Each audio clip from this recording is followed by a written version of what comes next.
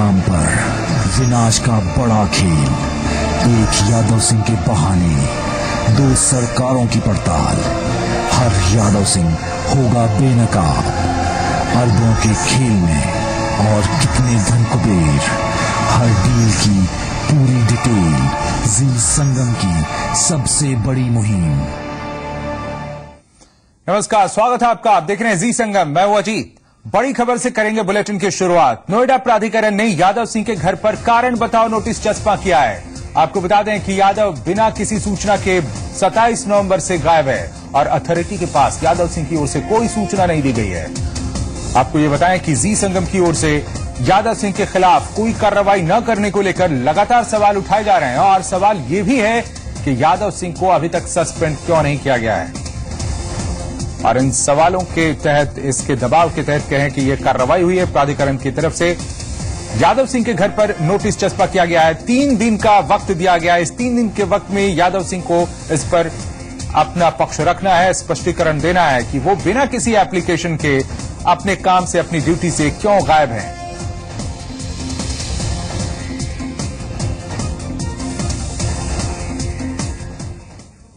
और इधर नोएडा के महाघोटाले के आरोपी यादव सिंह का मामला कल यूपी कैबिनेट की बैठक में उठ सकता है। कल यूपी कैबिनेट की बैठक होनी है। ये बताया जा रहा है कि इस बैठक में यादव सिंह का मामला उठ सकता है। हम आपको बताएं, यादव सिंह पर लगातार हो रहे खुलासे के बाद यूपी में सियासी हड़कंप है और यूपी के 2 सरकार यूपी की सवालों के घेरे में है।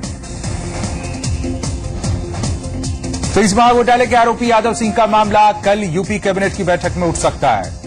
कल यूपी कैबिनेट की बैठक होनी है और यह बताया जा रहा है कि इस बैठक में यादव सिंह का मामला उठ सकता है। हम आपको बताएं कि पूर्व सांसद अमर सिंह ने जिस तरह के आरोप लगाए थे, उसके तहत यह कहा गया था कि पिछली सरकार में जिस तरीके से अधिकारी, ठेकेदार और इन सब का गठजोड़ इस महाघोटाले में लगा हुआ था, वो इस सरकार में भी वो डील हुई है। और 2000 करोड़ से ऊपर का लेन देन जो पिछली सरकार में होना था, वो लेन देन इस सरकार में भी हुआ है। इस तरह के आरोप लगाए गए थे। अब कैबिनेट में यह मुद्दा कल उठना है। यादव सिंह के 13 लॉकर्स के राज जानने के लिए जांच एजेंसियों ने दिन रात एक कर दिए हैं। अब तक 6 लॉकर्स से करोड़ों की संपत्ति के कागजात मिले हैं, लेकिन इनमें से एक लॉकर ऐसा भी है जो खुला तो हर किसी के होश उड़ गए।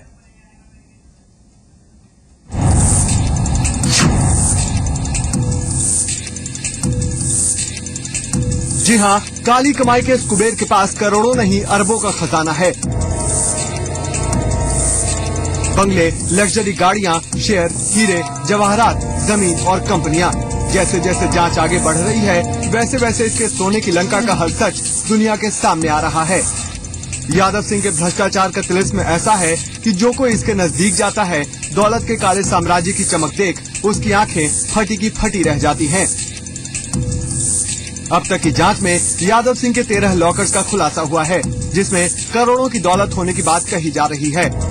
इनमें से 6 लॉकर्स अब तक खोले जा चुके हैं, जिनमें करोड़ों की बेनामी संपत्तियों के कागजात मिले हैं। लेकिन इनमें से एक लॉकर ऐसा भी था जिसे खोलते ही जांच अधिकारियों के भी होश उड़ गए। अब हम आपके सामने एक ऐसा खुलासा करने जा रहे हैं जिसे सुनकर आप चौंक जाएंगे। ये खुलासा है यादव सिंह के एक लॉकर से जुड़ा। सूत्रों के हवाले से खबर है कि यादव सिंह का नोएडा में एक और लॉकर खोला गया है। सेक्टर 18 में पीएनबी के इस बैंक में जब यादव सिंह का लॉकर खोला गया तो भ्रष्ट इंजीनियर के खजाने को देखकर हर कोई हैरान रह गया। इस लॉकर से करोड़ों रुपए के हीरे जवाहरात निकले हैं। यादव सिंह का साम्राज्य कहां कहां तक फैला हुआ है, इसकी तह पाने के लिए इनकम टैक्स की कई टीमें लगी हुई हैं। अगर हम बात करें यादव सिंह के लॉकरों की, तो अब तक 6 लॉकर खोले जा चुके हैं और कल जो लॉकर खोला गया था, जो कि पीएनबी बैंक में है, उस लॉकर से हीरे जवाहरात इतने मिले इनकम टैक्स विभाग की टीमों को कि उसको जौहरी तक बुलाना पड़ा। और इतने हीरे जवाहरात थे कि जो जौहरी था वो गिनते गिनते हीरो को थक गया। जो सूत्रों से जानकारी मिली है वो यही है कि करीब 6 अधिकारी इनकम टैक्स के यहाँ पर आए थे और 2 घंटे तक बैंक के अंदर रहे। करोड़ों रुपए के हीरे बैंक लॉकर से मिले हैं, इस बात की पुख्ता जानकारी है। और अभी तक जिस तरह से मैंने आपको बताया कि 6 लॉकर अब तक खुल चुके हैं और बाकी जो लॉकर अभी तक खुले थे उसमें प्रॉपर्टी के दस्तावेज मिले थे, जिसमें नामी और बेनामी संपत्ति दोनों ही थे। पीएनबी में यादव सिंह के इस लॉकर से इतने हीरे जवाहरात निकले कि जांच अधिकारियों को इसकी कीमत का अंदाजा लगाने के लिए जौहरियों को बुलाना पड़ा। लेकिन इससे भी ज्यादा हैरानी वाली बात यह है कि हीरे जवाहरात की गिनती करते हुए एक जौहरी बेहोश तक हो गया। मेरी समझ से तो इस वक्त जो अफसर हैं, क्योंकि बिजनेसमैन के पास पैसा है नहीं, अब वो तो इन्वेस्टमेंट करता है, उस इन्वेस्टमेंट पे रिटर्न देखता है 10%, 15%, 20%। जिनके पास फ्री का पैसा आ रहा है और बहुत ज्यादा पैसा आ रहा है और जो दिखा नहीं सकते, वो लोग हीरा खरीद रहे हैं बड़ा। मेरी समझ से तो ये एक तरीका है खूब बड़े पैसे को एकदम कंसोलिडेट करके छोटा करने का। तो आप 100 करोड़ रुपए का हीरा आप जेब में लेके घूम सकते हैं, और वैसे 100 करोड़ रुपए आपने एक जगह से दूसरी जगह ले जाना हो तो टाटा 407 भी कम पड़ेगी। बहरहाल यादव सिंह को लेकर खुलासों का दौर जारी है। आने वाले दिनों में अरबों के काले साम्राज्य के कई और चौंकाने वाले सच दुनिया के सामने आने की उम्मीद है। लखनऊ से विवेक तिवारी और गाजियाबाद से अनुराग चड्ढा के साथ नोएडा से अमित चौधरी, जी मीडिया। और नोएडा महाघोटाला मामले में एक और हैरान करने वाला खुलासा हुआ है। ये बताया जा रहा है कि आयकर विभाग ने साल 2012 में भी नोएडा अथॉरिटी के 4 अफसरों के कई ठिकानों पर छापेमारी की थी। ये अफसर थे तत्कालीन जीएम प्रॉपर्टी एस टोंगर, जीएम वित्त Lalit, GM project SS Rizvi और तत्कालीन लेखाधिकारी रामपाल बर्मन। कार्रवाई के बाद एक आयकर अधिकारी ने यह बताया था कि अथॉरिटी के अफसरों ने 100 करोड़ की काली कमाई की बात कबूली थी। ये रिपोर्ट शासन को भेजी गई। इसके बाद एस टोंगर के खिलाफ विजिलेंस जांच की सिफारिश की गई, लेकिन कोई कार्रवाई नहीं हुई। बाद में 2 अफसरों ने स्वैच्छिक सेवानिवृत्ति ले ली, रिजवी रिटायर हो गए और यादव सिंह की बहाली होने के बाद रामपाल बर्मन को अथॉरिटी का मुख्य अकाउंटेंट बना दिया गया। आयकर विभाग की कार्रवाई के दौरान यादव सिंह अथॉरिटी का चीफ इंजीनियर था। अब इससे साफ होता है कि कैसे आईटी की कार्रवाई के बाद भी नोएडा अथॉरिटी के भ्रष्ट अफसर बच जाते हैं।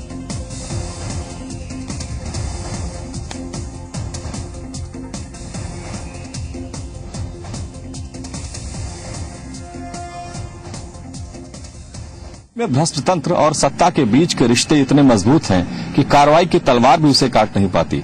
2012 में इनकम टैक्स ने नोएडा अथॉरिटी के 4 अफसरों के यहां रेड्स की।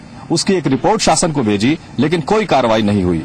इनमें से 2 अफसर वीआरएस लेने में कामयाब हो गए, एक आराम से रिटायर हो गए और एक साहब रामपाल बर्मन अब भी यादव सिंह की मेहरबानी से नोएडा अथॉरिटी में काम कर रहे हैं। 2012 में आईटी की रिपोर्ट के बाद शासन ने कोई कार्रवाई नहीं की, इसलिए इस बार की रिपोर्ट पर शासन कोई कार्रवाई करेगा, इसकी क्या गारंटी है। कैमरा पर्सन अमर के साथ मैं विवेक तिवारी, जी मीडिया, लखनऊ। लेकिन लोगों का गुस्सा भड़कता जा रहा है। यादव सिंह के काले साम्राज्य के खिलाफ अब लोगों का गुस्सा भड़कता जा रहा है। आज नोएडा में कई संस्थानों ने जमकर प्रदर्शन किया। प्रदर्शनकारियों ने यादव सिंह और नोएडा अथॉरिटी की जांच सीबीआई और ईडी से कराए जाने की मांग की। वहीं लखनऊ और शाहजहांपुर से भी विरोध की खबरें आई।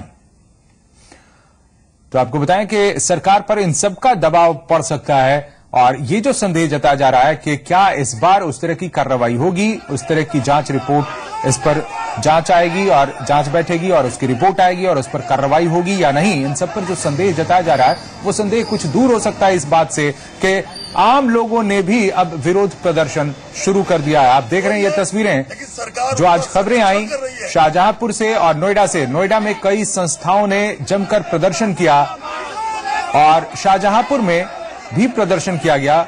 विरोध की खबरें यहां से भी आई। लखनऊ में भी इस तरह का प्रदर्शन हुआ।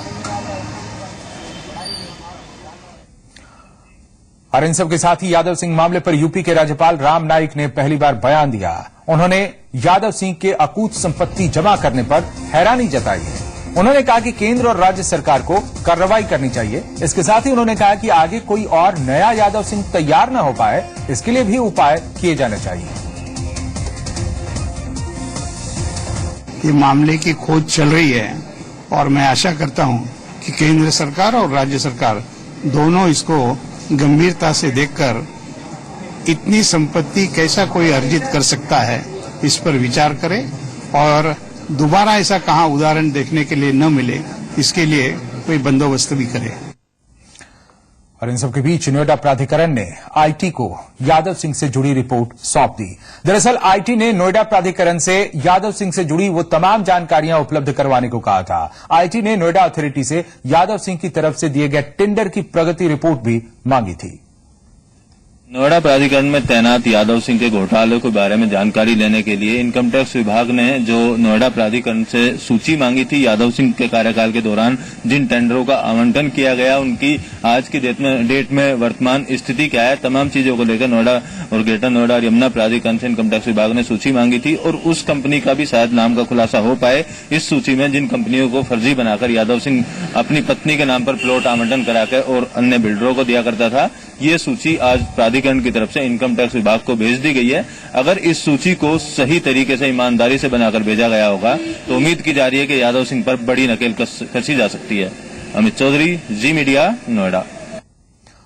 और नोएडा अथॉरिटी में सरकार और बिल्डर्स के एक बड़े नेक्सस का खुलासा हुआ है, जिसमें 8 बड़े बिल्डर और 27 छोटे बिल्डर शामिल हैं। ये पूरा घोटाला 6,562 करोड़ रुपयों का है।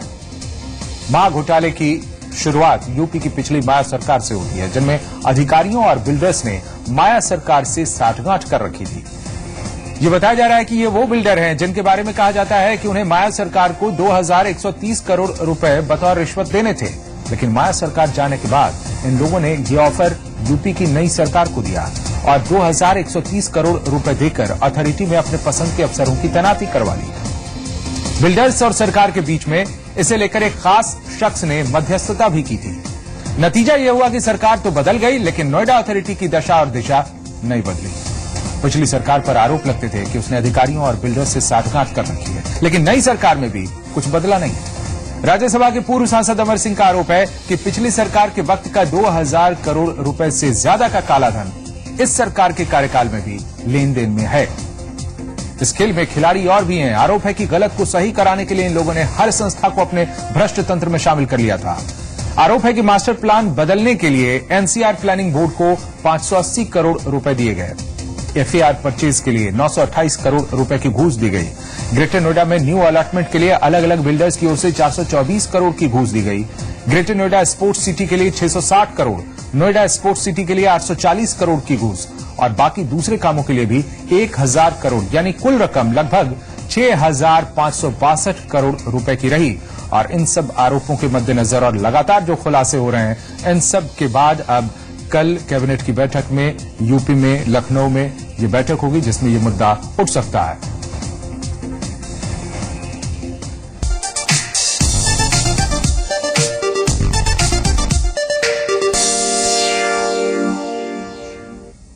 पूर्व सांसद बनवारी लाल कंचल पर हुए हमले के मामले में व्यापारी संगठन एकजुट हो गए हैं। इस हमले के विरोध में कल लखनऊ में व्यापारियों ने सभी दुकानों को बंद करने का ऐलान किया है। साथ ही गांधी प्रतिमा के सामने व्यापारी संगठन धरना भी देंगे। ये बड़ी खबर इस वक्त। पूर्व सांसद बनवारी लाल कंचल पर हुए हमले के मामले में व्यापारी संगठन एकजुट हो गए हैं और इस हमले के विरोध में कल लखनऊ में व्यापारियों ने सभी दुकानों को बंद करने का ऐलान किया है।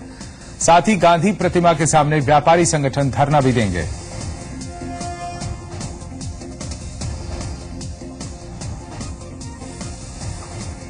और विवेक तिवारी हमारे संवाददाता लखनऊ से हमारे साथ जुड़ गए हैं इस वक्त। विवेक, कंचल पर जिस तरीके से हमला हुआ है, इसका व्यापारी किस तरीके से विरोध कर रहे हैं? कितना आक्रोश, कितनी नाराजगी है उनमें? देखिए, काफी नाराजगी है। जिस तरह से अपमानित करके उनकी पिटाई की गई है और सड़क पर उनसे उठक बैठक कराई गई है और मारते पीटते कपड़े फाड़ते हुए उनको कोर्ट परिसर से लेकर सड़क तक आया गया है, बहुत ज्यादा आक्रोश व्यापारियों में है।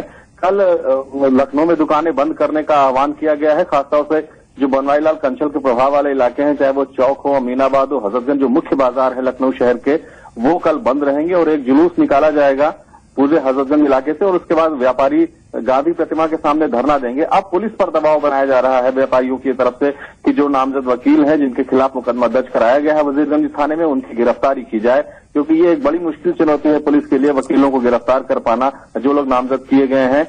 आज ही यशस्वी यादव इस सरकार के चहेते अफसर माने जाते हैं। आज ही उन्होंने लखनऊ के नए एसएसपी के तौर पर चार्ज लिया है। आज ही ये घटना हो गई और उनके सामने भी बड़ी चुनौती होगी कि जो कोर्ट परिसर में ऐसा लगातार कैसे होता रहा और किसी की नजर नहीं गई या कोई बचाव नहीं हुआ? देखिए, जो पुलिस वाले थे वो दाएं बाएं हो गए। ये जो तस्वीरें आप देख रहे हैं ये कोर्ट के ठीक बाहर की है। मारना पीटने की जो घटना हुई है वो कोर्ट के अंदर से शुरू हुई है। वहां से पीटते हुए बनवारी लाल कंचल को दौड़ाते हुए वहां से लाया गया है और बीच ठीक कचहरी के गेट के सामने उनको रोका गया। वहां पर उनको फिर मारा गया है, उनके कपड़े फाड़े गए हैं, उनसे उठक बैठक कराई गई है और उसके बाद उन्हें छोड़ दिया गया। उसी की कचहरी के दूसरी सड़क पर दूसरी तरफ बलरामपुर अस्पताल है जहां पर वो भागते हुए गए, फिर अपना इलाज कराया। लेकिन इस दरमियान किसी ने उन्हें बचाने की कोशिश नहीं की। ये बात सही है। तमाम लोग राहगीर भी उधर से गुजर रहे थे, पुलिस के लोग भी वहां पर रहते हैं, कोर्ट के सामने भी रहते हैं, कोर्ट के अंदर भी रहते हैं, लेकिन किसी ने बनवारी लाल कंचल को छुड़ाने की कोशिश नहीं की। जी, शुक्रिया आपका जानकारी देने के लिए। वाकई हैरानी वाली बात है कि पूर्व सांसद की स्थिति लखनऊ कोर्ट परिसर में और कोर्ट के ठीक बाहर ऐसी होती है और यहां पर न पुलिस पहुंचती है न आम लोग, और लगातार ये वाकया कुछ मिनटों तक चलता रहता है। लखनऊ कोर्ट परिसर में पूर्व सांसद बनवारी लाल कंचल पर हमला हुआ और इस मामले में केस दर्ज हो गया है। अब यहां के वजीरगंज थाने में 8 वकीलों के खिलाफ केस दर्ज किया गया है। दरअसल यहां कोर्ट परिसर में बनवारी लाल कंचल को वकीलों ने जमकर पीटा। वकील इस कदर दादागिरी पर उतर आए थे कि बनवारी लाल को सड़क पर दौड़ा दौड़ा कर पीटा गया। इससे पहले वकीलों ने कोर्ट परिसर में ही बनवारी लाल के कपड़े फाड़ दिए और फिर वकील पूर्व सांसद को दौड़ाते हुए सड़क पर ले आए, जहां बीच चौराहे पर सरेआम वकीलों ने बनवारी लाल को मुर्गा बनाया। और इतना ही नहीं, वकीलों ने पूर्व सांसद को नंगा कर शहर में घुमाया। हैरानी की बात यह है कि खुलेआम वकीलों की दबंगई चलती रही, लेकिन पूर्व सांसद को बचाने के लिए कोई आगे नहीं आया। पुलिस मौके से नदारा दिखी। सवाल उठता है कि आखिर क्या कर रही थी पुलिस। आपको बताएं कि बनवारी लाल प्रॉपर्टी विवाद के चलते कोर्ट में तारीख पर आए थे और इसी दौरान वकीलों ने कोर्ट परिसर में न सिर्फ उन पर हमला कर दिया बल्कि सरेआम उनके कपड़े फाड़कर सड़कों पर दौड़ाया। गंभीर हालत में बनवारी लाल को अस्पताल में भर्ती करवाया गया, जहां इलाज के बाद उन्हें डिस्चार्ज कर दिया गया है।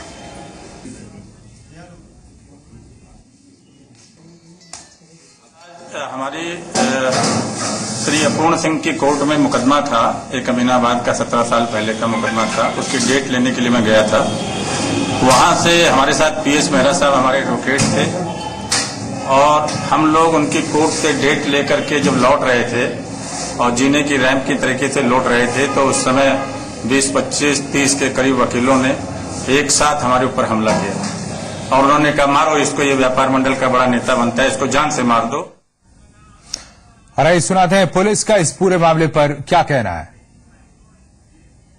तीसरा हमारी प्राथमिकता आधुनिकीकरण में इस संबंध में श्री बनवारी लाल कंचल ने अभी एक तहरीर दी है जिसमें उन्होंने जिसमें 8 व्यक्तियों को नेम्ड किया है और इसमें 395 आईपीसी के तहत मुकदमा दर्ज किया जा रहा है। ये सभी व्यक्ति 8 जो हैं ये एडवोकेट्स हैं।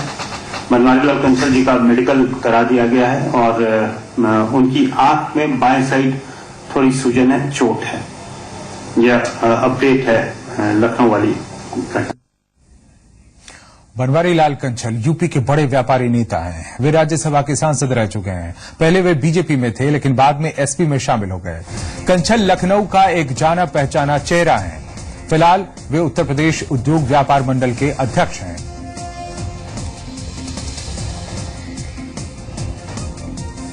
तो ये हम बता रहे हैं आपको बनवारी लाल कंचल के बारे में। लखनऊ कोर्ट परिसर में जिनके साथ बदसलूकी की गई, मारपीट की गई।